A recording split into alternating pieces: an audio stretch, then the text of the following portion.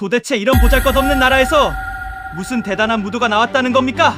인천공항에 발을 내딛자마자 주변을 훑어보며 비웃음을 날리는 한 외국인 남성이 있습니다. 아르헨티나에서 온 자칭 무도 전문가 마르코스였죠. 그는 카메라를 향해 연신 한국의 풍경을 조롱하며 입을 엽니다.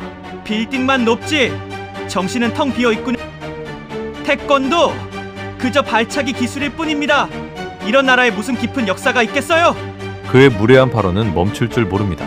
한국인들을 그저 운 좋게 발전한 민족이라 치부하며 강남 한복판 도산공원에 들어서서도 이런 동네 공원에 세워진 노인이 한국의 영웅이라니 참 우습네요. 실소를 터뜨립니다. 하지만 바로 그 순간 거대한 동상 아래 새겨진 글귀를 읽어내려가던 마르코스의 눈동자가 격하게 떨리기 시작합니다. 100년 전 이 작은 나라의 한 남자가 전 세계를 뒤흔들며 보여준 초인적인 의지와 마주한 것이죠. 방금까지 한국을 비하하던 그의 입술이 파르르 떨리며 차마 말을 잇지 못하는 충격적인 반전. 오만한 이방인의 콧대를 완전히 꺾어버린 그 경악스러운 현장을 지금 확인해 보십시오. 본격적인 이야기 시작 전에 잠깐, 이 감동적인 이야기가 더 많은 분들께 닿을 수 있도록 구독과 좋아요 한 번만 눌러주세요. 여러분의 클릭 하나가 대한민국의 위상과 감동을 세상에 알리는 힘이 됩니다. 댓글로 대한민국 화이팅! 외쳐주시면 더욱 감사하겠습니다. 저는 마르쿠스입니다. 아르헨티나 부에노스아이레스에서 20년 넘게 태권도 도장을 운영하며 자칭 타칭, 남미의 무도 전문가라 불리던 사람입니다. 하지만 솔직히 말하겠습니다. 제가 한국행 비행기에 몸을 실었을 때 제 가슴 속에 웅장한 존경심 따위는 없었습니다. 오히려 비뚤어진 오만함과 냉소만이 가득했죠. 태권도? 그건 그냥 화려한 발차기 기술일 뿐이야. 한국이라는 나라도 그렇지 않나? 전쟁의 폐허 위에서 그저 운 좋게 미국의 지원을 받아 빌딩만 높이 세운 나라. 그 속에 무슨 깊은 영혼이 있겠어? 카메라 렌즈를 향해 거침없이 독서를 내뱉으며 인천공항 입국장에 나섰던 기억이 선명합니다. 제 유튜브 채널 태권도 인텔리전트의 구독자들에게 저는 늘 강조해왔습니다. 요술은 기술이지 그 나라의 역사가 아니라고 말입니다. 서울의 번화한 거리를 지나며 저는 연신 코웃음을 쳤습니다. 유리벽으로 둘러싸인 빌딩 숲, 바쁘게 움직이는 사람들, 화려한 전광판들, 이 모든 것들이 제 눈에는 그저 뿌리 없는 화려함으로만 보였습니다. 여러분 보십시오.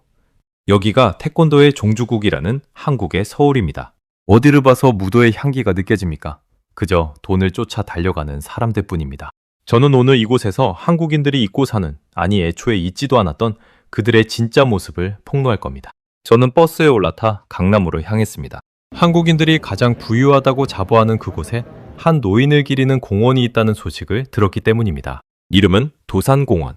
도산? 이름부터가 거창하군. 이런 화려한 동네 한복판에 공원을 만들 정도면 대체 얼마나 대단한 위인이길래? 저는 비아냥거리는 마음을 가득 품은 채 공원 입구에 도착했습니다. 서울 강남의 금싸라기 땅 한복판에 자리 잡은 고요한 숲. 저는 그 입구를 들어서며 카메라를 굳혀잡았습니다. 자, 이제부터 이들이 신성시하는 그 영웅의 실체를 보여드리겠습니다. 아마 평범한 노인 한 명을 앉혀놓고 국가적 숭배를 강요하는 곳이겠죠? 공원 입구에 발을 들이는 순간 가장 먼저 저를 맞이한 것은 우뚝 솟은 거대한 동상이었습니다. 저는 그 앞에 서서 짐짓 엄격한 표정을 지으며 동상을 훑어봤습니다. 정장을 입고 단정한 콧수염을 기른 한 남자의 상. 이분이 안창호라는 분입니까? 무도인도 아닌 것 같은데 왜 태권도 정신을 말할 때 이분의 이름이 거론되는지 도무지 이해할 수 없군요. 저는 동상 옆에 비스듬히 서서 기념사진을 찍는 척하며 조롱 섞인 멘트를 이어갔습니다. 남미의 무도인 여러분 보이십니까? 한국인들은 이분을 기리기 위해 이 비싼 땅을 내어주었습니다. 하지만 제 눈에는 그저 과거의 망령을 붙잡고 있는 것처럼 보이네요. 자, 이제 이 뒤에 숨겨진 기록들을 읽으며 이들의 허상을 하나씩 깨트려보죠. 저는 동상 뒤편에 있는 추모 기념비로 발걸음을 옮겼습니다. 그곳엔 이 남자의 생애가 단계별로 기록되어 있었습니다. 저는 비웃음을 날릴 준비를 하며 첫 문장을 읽어내려갔습니다. 그런데 그 첫 줄부터 제 예상을 빗나가기 시작하더군요. 1878년생, 16세의 어린 나이에 전쟁의 참상을 목격하고 서울로 올라와 배움을 갈구했던 소년. 그리고 1902년 단돈 몇 푼을 손에 쥐고 아내와 함께 태평양을 건너 미국으로 향했다는 기록이었습니다. 1902년?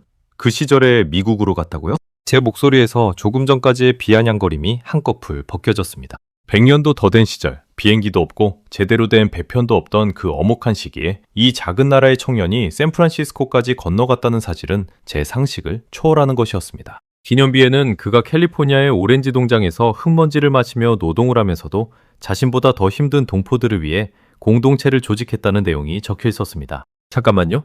오렌지 농장에서 일하면서 학교를 세우고 단체를 만들었다는 게 가능한 일입니까? 그것도 남의 나라 땅에서요?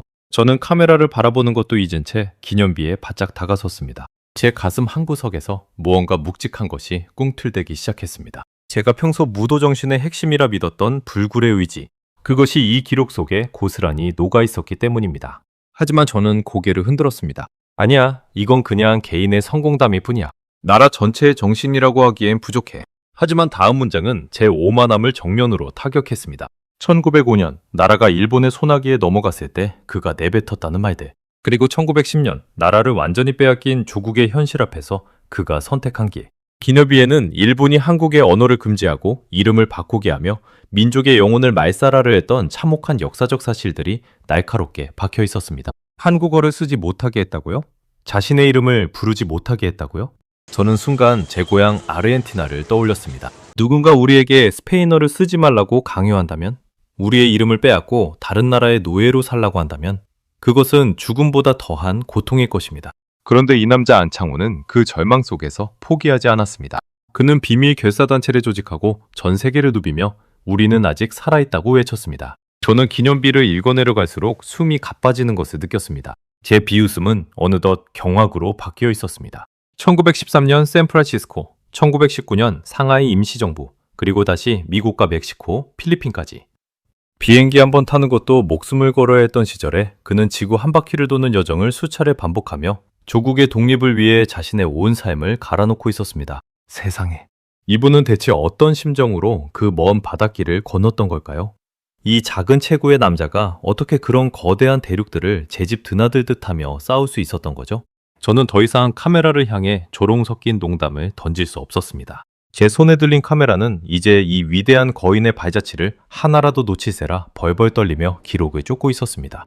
강남의 화려한 빌딩 숲이 갑자기 저 멀리 밀려나고 제 눈앞에는 100년 전 낡은 배 위에서 거친 파도를 응시하며 조국의 하늘을 그리워하던 한 남자의 뒷모습이 선명하게 겹쳐 보였습니다. 공원 입구에서 느꼈던 그 가벼운 마음은 이제 천근만근의 무게가 되어 제 어깨를 짓눌렀습니다. 제가 무시했던 이 나라, 제가 조롱했던 이들의 역사가 사실은 얼마나 고결하고 처절한 희생 위에 세워졌는지 저는 이제야 비로소 그 거대한 진실의 입구에 서게 된 것입니다.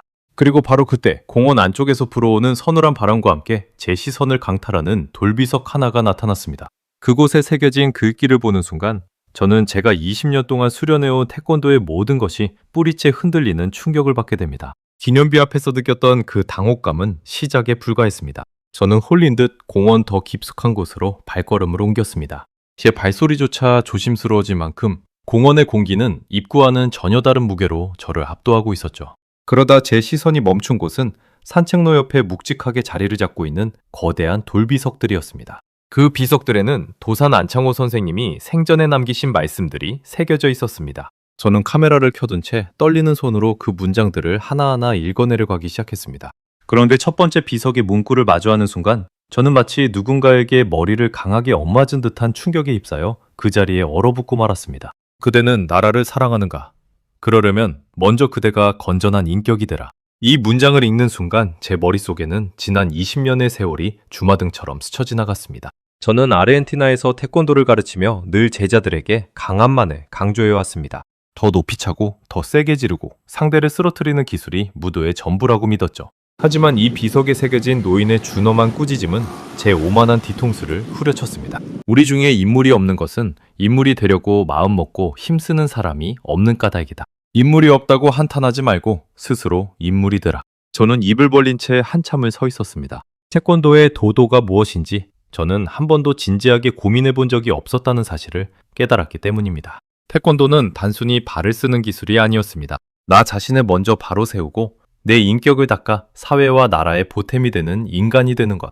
그것이 바로 태권도가 추구하는 진정한 무도정신의 뿌리였다는 것을 100년 전에 이 위대한 스승은 이미 설파하고 계셨던 겁니다. 세상에. 이 말씀은 제가 평생 태권도를 하며 찾아 헤매던 답입니다. 단순히 싸우는 법을 배우는 게 아니라 어떤 사람이 되어야 하는지를 가르치는 학문이었던 거군요. 저는 20년 동안 껍데기만 가르치고 있었던 겁니다. 저는 카메라를 향해 제 참담한 심경을 고백했습니다. 이제 제 목소리에는 더 이상 한국을 비하하던 날 선 기운이 남아있지 않았습니다. 오히려 무지했던 제 자신에 대한 부끄러움과 이 위대한 철학을 마주한 이방인의 경외심만이 가득했죠. 저는 홀린 듯 다음 비석으로 걸음을 옮겼습니다. 그곳에는 더 충격적인 기록들이 기다리고 있었습니다. 기념관 내부로 들어서자 제 눈앞에 펼쳐진 것은 안창호 선생님의 활동 경로를 표시한 거대한 세계 지도였습니다. 붉고 푸른 화살표들이 한반도에서 시작해 일본을 거쳐 미국 샌프란시스코와 로스앤젤레스, 멕시코, 쿠바, 그리고 중국의 상하이와 필리핀까지 전 세계를 그물망처럼 촘촘하게 엮고 있었습니다. 말도 안 돼. 이게 정말 한 사람이 100년 전에 다녔던 길이라고요? 저는 지도를 손가락으로 따라가 보며 경악했습니다. 비행기도 없던 시절입니다. 한번 배를 타면 수개월 동안 파도와 싸워야 하고 병에 걸려 목숨을 잃는 일이 부지기수였던 그 시대에 이 남자는 오직 나라를 되찾겠다는 일념 하나로 태평양을 건너고 대륙을 횡단했습니다. 돈을 벌기 위해서가 아니었습니다. 명예를 얻기 위해서도 아니었죠. 오직 이름도 빛도 없이 죽어가는 동포들을 깨우고 빼앗긴 나라의 주권을 되찾기 위해 자신의 생명을 담보로 길 위에서 인생을 보낸 것입니다. 특히 제 마음을 무너뜨린 것은 멕시코와 쿠바의 한인 농장까지 찾아가셨다는 기록이었습니다. 그 멀고 척박한 땅에서 에네켄 선인장의 일종 잎에 손이 찢겨가며 일하던 한인들을 찾아가 그들이 번 피 같은 돈 1달러, 2달러를 모아 독립자금을 마련했다는 대목에서 저는 결국 참았던 숨을 몰아쉬었습니다. 이건 단순한 애국심이 아닙니다. 이건 초인적인 사랑이에요. 자신의 안위는 눈꽃만큼도 생각하지 않은 완벽한 자기희생입니다. 저는 지금껏 이런 위대한 영혼이 이 땅에 존재했다는 사실을 꿈에도 몰랐습니다. 저는 기념관 구석에 놓인 그의 유품들을 바라보았습니다. 달고 다른 가방, 헤어진 옷가지들, 그리고 그가 옥중에서 썼던 편지들. 그 유품들은 화려하지 않았습니다. 오히려 너무나 소박하고 검소해서 보는 이의 마음을 더 아리게 만들었죠. 그는 한나라의 내무총장과 국무총리 대행까지 지낸 지도자였지만 그의 삶 어디에도 권력의 흔적이나 탐욕의 그림자는 없었습니다. 오직 조국을 향한 일편단심과 동포들을 향한 지극한 사랑만이 깃들어 있을 뿐이었습니다. 저는 그곳에서 안창호 선생님이 창립한 흥사단의 상징인 기러기 문양을 보았습니다. 기러기는 무리를 지어 날 때 서로를 격려하며 수만리 길을 간다고 하더군요. 태권도의 정신이 공동체를 위하고 예절을 중시하는 이유가 비로소 이해가 되기 시작했습니다. 이 위대한 교육자가 심어놓은 무실력 행모, 진리심과 충의 용감, 총기 용간의 정신이 한국인의 피 속에 흐르고 있었고 그것이 태권도라는 이름으로 전 세계에 퍼져나간 것이었습니다. 저는 정말 어리석었습니다. 이 나라가 그저 운이 좋아서 발전했다고 생각했다니요. 이런 거대한 정신의 뿌리가 땅속 깊이 박혀 있는데 어떻게 그 나무가 흔들릴 수 있겠습니까? 한국의 발전은 우연이 아니라 이토록 지독하고 고결한 희생이 맺은 필연적인 열매였던 겁니다. 저는 기념관을 나오며 공원 한복판에 우뚝 선 동상을 다시 바라보았습니다. 아까는 그저 평범한 노인의 상으로 보였던 그 동상이 이제는 하늘을 떠받치고 있는 거대한 거인처럼 느껴졌습니다. 바람에 흔들리는 나뭇잎 소리조차 마치 그분이 저에게 마르코스, 그대는 진정으로 무도를 아는가? 라고 묻는 호통 소리처럼 들려왔습니다. 저는 고개를 떨궜습니다. 무도 전문가라고 자부하며 한국을 비하했던 제 자신이 너무나 작고 초라해 보여서 견딜 수가 없었습니다. 하지만 제 여정은 여기서 끝이 아니었습니다. 공원의 가장 깊숙한 곳, 안창호 선생님이 영원히 잠들어 계신 묘소로 향하는 길이 남아 있었죠. 그곳에서 저는 이 위대한 거인의 가장 가슴 아픈 비밀과 마주하게 됩니다. 그리고 그 사실을 알게 된 순간 저의 오만했던 심장은 완전히 갈기갈기 찢겨나가고 맙니다. 저는 이제 참회하는 마음으로 공원의 가장 깊숙하고 고요한 곳, 안창호 선생님의 묘소로 발걸음을 옮깁니다. 조금 전까지 제 머릿속을 지배했던 그 무례하고 천박한 생각들은 이미 강남의 소음 속으로 흩어진 지 오래입니다. 대신 제 가슴을 가득 채운 것은 말로 형언할 수 없는 죄책감과 이 위대한 거인을 너무 늦게 알아버린 이방인의 뒤늦은 후회뿐입니다. 묘소로 향하는 길은 한국의 전통적인 담장으로 둘러싸여 있어 무척이나 정갈하고 엄숙합니다. 한 걸음 한 걸음 내디딜 때마다 제 구두 소리가 유난히 크게 들려 발끝을 조심하게 되더군요. 드디어 묘소 앞에 도착했을 때 저는 그만 자리에 주저앉을 뻔했습니다. 그곳은 화려한 영웅의 무덤이라기보다 평생을 길 위에서 고독하게 싸워온 한 선비의 마지막 안식처처럼 너무나 소박하고 평온했기 때문입니다. 도산 안창호 선생님. 제가 왔습니다.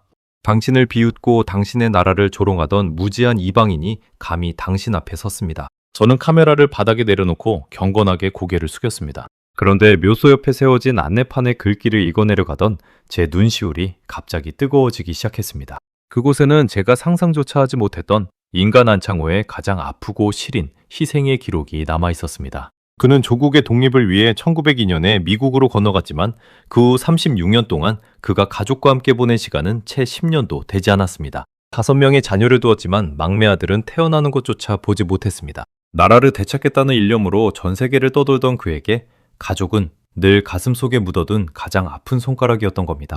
세상에, 어떻게 이럴 수가 있습니까? 나라를 구하기 위해 자신의 아내가 홀로 아이들을 키우며 고생하는 것을 알면서도 그는 타국에서 독립자금을 모으고 청년들을 교육하느라 집으로 돌아가지 못했습니다. 그가 가족에게 보낸 편지에는 미안함과 그리움이 절절히 배어 있었지만 그는 끝내 개인의 행복보다 민족의 운명을 선택했습니다. 제 목소리는 이제 가늘게 떨리고 있었습니다. 하지만 저를 더욱 무너지게 만든 사실은 따로 있었습니다.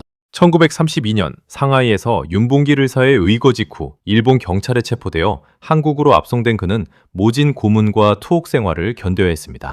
그리고 1938년 그토록 염원하던 조국의 독립을 불과 7년 앞두고 그는 병마와 싸우다 쓸쓸히 생을 마감했습니다. 선생님은 조국이 해방되는 그 기쁜 순간을 보지 못하고 눈을 감으셨습니다. 평생을 바쳐 일궈온 씨앗이 꽃을 피우는 것을 보지 못한 채 차가운 감옥에서 얻은 병으로 돌아가신 겁니다. 그런데 더 가슴 아픈 것은 선생님은 이곳 한국에 묻혀 계시지만 사모님인 이혜련 여사님은 저 멀리 미국 로스앤젤레스에 묻혀 계셨다는 사실입니다. 저는 이 대목에서 결국 참아왔던 눈물을 터뜨리고 말았습니다. 살아사서는 독립운동을 하느라 수많은 길을 떨어져 지냈고 죽어서조차 태평양을 사이에 두고 서로 다른 땅에 묻혀야 했던 부부의 운명. 나라를 지키기 위해 바친 대가가 이토록 잔인한 생이별이었다는 사실에 제 가슴은 난도질당하는 기분이었습니다. 이것이 제가 그토록 비하했던 한국의 역사입니까? 이런 눈물겨운 희생이 쌓이고 쌓여 오늘날의 이 번영이 이루어진 것입니까? 저는 정말 죄인입니다. 이런 고귀한 슬픔을 감히 입에 올리며 조롱했다니 저는 무도인이라 불릴 자격도 없는 놈입니다. 저는 묘소 앞에 무릎을 꿇었습니다. 제가 아르헨티나에서 가르쳤던 수많은 제자들에게 강해져라 라고 소리쳤던 제 모습이 너무나 부끄러웠습니다. 진짜 강함은 상대를 굴복시키는 주먹에 있는 것이 아니라 사랑하는 이들과의 행복마저 포기하고 타인을 위해 자신의 목숨을 던지는 그 정신에 있다는 것을 이제야 깨달았습니다. 주변을 둘러보니 한국의 시민들이 조용히 묘소를 참배하고 지나가는 모습이 보였습니다. 그들의 표정은 평온했지만 그 깊은 눈빛 속에는 안창호 선생님이 남긴 그 단단한 자부심이 깃들어 있었습니다. 제가 무시했던 저 사람들은 사실 이런 위대한 영혼을 조상으로 둔 가장 고귀한 민족이었던 겁니다. 여러분 보십시오. 저는 지금 이 자리에서 제 오만함을 모두 버리겠습니다. 한국은 그저 빌딩이 높은 나라가 아닙니다. 한국은 세상에서 가장 강한 정심의 거인이 잠들어 있는 나라입니다. 제가 20년간 수련한 태권도의 진짜 주인이 바로 여기에 계셨습니다. 저는 가슴 밑바닥에서 올라오는 뜨거운 무언가를 느꼈습니다.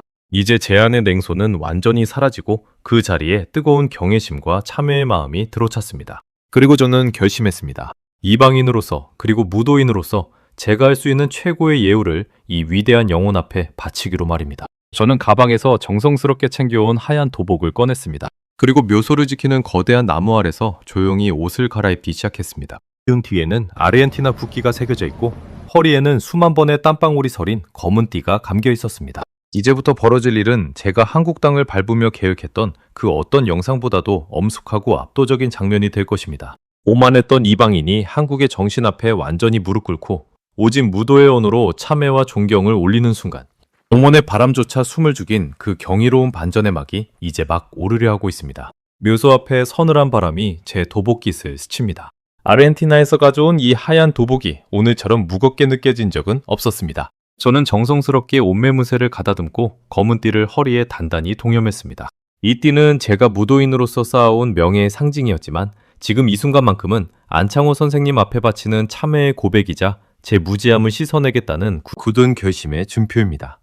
저는 안창호 선생님의 동상이 정면으로 보이는 광장 한복판으로 걸어나갔습니다. 지나가던 한국 시민들이 하나둘 발걸음을 멈추고 저를 쳐다보기 시작하더군요. 강남 한복판, 양복을 입은 사람들 사이에서 하얀 도복을 입은 외국인이 나타났으니 얼마나 생경했을까요? 하지만 제 눈에는 오직 저 높은 곳에서 온화하게 웃고 계신 도산 선생님의 동상뿐이었습니다. 선생님, 이제야 제 무기가 무엇을 위해 존재해야 하는지 깨달았습니다. 당신이 평생을 바쳐 가르치신 그 인격과 용기를 저는 오늘 제 몸짓으로 증명해 보이겠습니다. 저는 깊게 숨을 들이마시고 첫 동작을 시작했습니다. 태권도의 가장 기본이면서도 가장 심오한 품새입니다. 제 팔이 허공을 가를 때마다 묵직한 파공음이 정적을 깨뜨렸습니다. 아까까지만 해도 기술일 뿐이라 치부했던 제 발차기에 이제는 영혼이 실리기 시작했습니다. 한 동작 한 동작에 안창호 선생님이 겪으셨을 그 모진 고통과 끝내 잃지 않았던 조국에 대한 사랑을 담았습니다. 이 정권 정权지르기는 당신이 지켜낸 이 땅의 흙을 위한 것입니다. 이 방어 동작은 당신이 끝까지 포기하지 않았던 우리 민족의 자부심을 위한 것입니다. 제 이마에 땀방울이 맺히고 호흡이 가빠졌지만 몸은 그 어느 때보다 가벼웠습니다. 마치 100년 전 타국 만리에서 홀로 외롭게 투쟁하던 도산 선생님이 제 곁에서 함께 움직여주시는 듯한 기분이 들었습니다. 제 발이 지면을 박찰 때마다 제 안의 오만함이 부서져 나갔고 제 손끝이 호공을 찌를 때마다 한국에 대한 깊은 경외심이 제 혈관을 타고 흘렀습니다. 품새가 절정에 달했을 때 저는 동상을 향해 가장 깊고 정중한 고개를 숙였습니다.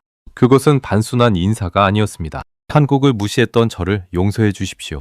당신들의 위대한 역사를 몰라봤던 이 무지한 이방인을 꾸짖어 주십시오. 라는 영혼의 외침이었습니다. 퉁세를 마친 제 눈가에는 다시 한번 뜨거운 눈물이 고였습니다. 그때였습니다. 조용히 지켜보던 한국 시민들이 하나둘씩 박수를 치기 시작했습니다. 어떤 어르신은 제 곁으로 다가와 땀에 젖은 제 어깨를 말없이 두드려 주셨습니다. 그 투박하고 따뜻한 손길에서 저는 안창호 선생님이 그토록 사랑하셨던 한국인의 정을 느꼈습니다. 그 손길은 이제야 우리를 알아보았느냐는 질책이 아니라 멀리서 오느라 고생했다. 이제 우리와 함께 가자는 따뜻한 포용이었습니다. 여러분, 저는 오늘 인생에서 가장 소중한 것을 배웠습니다. 한국은 단순히 반도체와 자동차를 만드는 나라가 아닙니다. 한국은 절망 속에서도 희망을 일궈낸 거인들의 나라입니다. 제가 가르치는 태권도가 이토록 숭고한 뿌리를 가지고 있었다는 사실이 저는 이제 눈물이 날 만큼 자랑스럽습니다. 저는 카메라를 향해 마지막 메시지를 남겼습니다. 제 목소리는 이제 확신에 차 있었습니다. 전 세계의 무도인 여러분, 기술에만 집착하지 마십시오. 근육의 힘보다 무서운 것은 정신의 힘입니다. 한국의 도산공원에 오십시오. 그리고 이곳에 잠든 한 남자의 생애를 보십시오. 그러면 여러분은 비로소 진정한 무도가 무엇인지 깨닫게 될 것입니다. 저는 공원을 떠나기 전 안창호 선생님의 동상을 마지막으로 한 번 더 올려다보았습니다. 아까는 무뚝뚝해 보였던 동상의 얼굴이 이제는 부디 내 나라에 돌아가서도 이 정신을 잊지 말라며 인자하게 배웅해 주시는 것 같았습니다. 화려한 강남의 빌딩들은 이제 제 눈에 더 이상 뿌리 없는 화려함으로 보이지 않습니다. 저 빌딩들은 안창호 선생님과 같은 수많은 독립투사들이 뿌린 피와 눈물이 양분이 되어 피어난 거대한 꽃봉오리였던 것입니다. 공항으로 돌아가는 버스 안에서 저는 제 유튜브 채널의 이름을 바꾸기로 결심했습니다. 단순히 태권도 인텔리전테가 아니라 한국의 정신을 담은 이름을 말이죠. 저는 오늘 한국을 비하하러 왔다가 오히려 한국의 영원한 팬이 되어 돌아갑니다. 아니, 저는 이제 제2의 고향을 얻었습니다. 제 영혼의 뿌리가 어디에 닿아 있는지 확인했기 때문입니다. 지구 반대편 아르헨티나에 도착하면 저는 제 도장의 모든 아이에게 가장 먼저 이 이야기를 들려줄 것입니다. 얘들아, 발차기보다 중요한 것은 내 나라를 사랑하는 마음이고 그보다 더 중요한 것은 네가 먼저 올바른 사람이 되는 것이란다. 한국의 한 위대한 스승님이 나에게 가르쳐 주신 진리란다. 라고 말입니다. 안창호 선생님, 당신이 지켜낸 이 아름다운 나라를 영원히 기억하겠습니다. 그리고 당신이 목숨보다 소중히 여겼던 그 고결한 정신을 저는 이제 제 삶으로 증명하며 살아가겠습니다. 감사합니다. 그리고 진심으로 존경합니다. 당신의 나라, 한국은 진정으로 위대합니다. 오만한 이방인의 차가운 시선을 뜨거운 참회의 눈물로 바꿔놓은 오늘 사연, 여러분은 어떻게 보셨습니까? 강남 한복판 도산공원에서 울려 퍼진 그 외국인 사범의 기합 소리는 어쩌면 오늘을 살아가는 우리 모두의 심장을 깨우는 죽비 소리가 아니었을까 싶습니다. 사실 우리는 너무나 당연하게 누리고 있는 이 평화와 번영이 100년 전 안창호 선생님과 같은 거인들이 바친 피눈물 섞인 희생의 대가라는 것을 가끔 잊고 살 때가 많습니다. 나라를 위해 가족과 생이별하고 만리타국 오렌지 농장에서 흙먼지를 마시면서도 낭망은 청년의 죽음이요, 청년이 죽으면 민족이 죽는다며 우리 민족의 기계를 세우셨던 그 결연한 의지. 돌아가시는 순간까지도 조국의 독립을 보지 못하고 사후에까지 아내와 태평양을 사이에 두고 떨어져 계셔야 했던 그 절절한 사연을 되새기니 가슴 한구석이 미어져 옵니다. 이 영상을 보고 계신 우리 시니어 구독자 여러분, 여러분이야말로 그 혹독한 시련의 시대를 몸소 버텨내며 도산 선생님이 꿈꾸셨던 강건한 나라를 실제로 일구어내신 이 시대의 산 증인들이십니다. 어르신들이 흐리신 땀방울과 인내하셨던 그 모진 세월이 있었기에 오늘날 지구 반대편의 이방인조차 우리 역사 앞에 무릎 꿇고 경의를 표하는 기적이 일어날 수 있었습니다. 대한민국의 오늘을 만들어주신 여러분의 헌신에 다시 한번 깊은 존경과 감사를 올립니다. 여러분의 삶은 그 자체로 한편의 위대한 역사이며 우리 후손들에게는 영원히 마르지 않는 자부심의 뿌리입니다.